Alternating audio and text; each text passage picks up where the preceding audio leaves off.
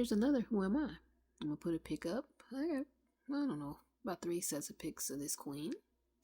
She was born in Poughkeepsie, New York in 1908. She passed away at the age of 98 in Queens, New York in 2007.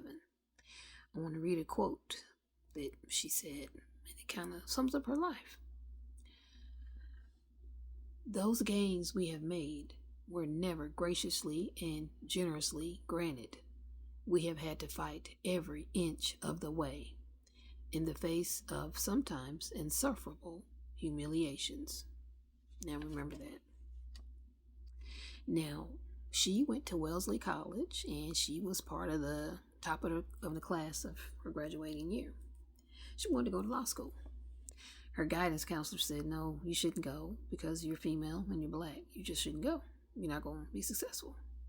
Her father, well, he was a successful attorney, and he was even one of the local bar association's president.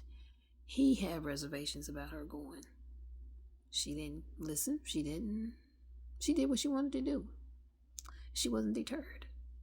So she goes to law school, but not any run-of-the-mill law school. She went to Yale Law School. That's right, Yale. Now, at the time she went, she was only one of 3 female law students. She was the only black female law student. And let's go even deeper. In America at the time, well, there were only 22 black female attorneys in the whole country. 22. That's it. Still, she was undeterred.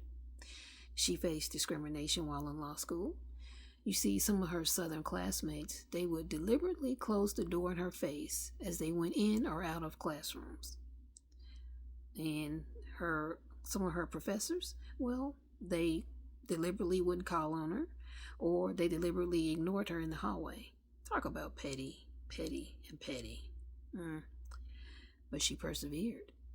She became the first black female law school graduate from Yale Law School. She wasn't done. You see, around the time of the 1939 World's Fair, she was summoned to the New York City mayor's office. That was Fiorello LaGuardia. Did you get that? Did you catch that last name, LaGuardia? Yeah. He calls her there, and you know what he does? He swears her in. I want to make sure I get this right. For the city's domestic relations court. So now she becomes the first black female judge in all of America. She holds that position for 40 years. She was a big part of the reason that the New York Public Housing organization or division, department, whatever, became integrated. And not the department, but just New York City Public Housing, period, became integrated. She was a big reason for that because she advocated for it. In her later years, she still wasn't done. She taught reading to people until, of course, she passed away in 2007. Now, who is this queen? Jane Bolin. Great story, don't you think? She was many first, and thankfully not the last. So, Jane Bolin, rest in power, rest in heaven, rest in peace. You had a life well done, and I'm indebted to you. That's it, y'all.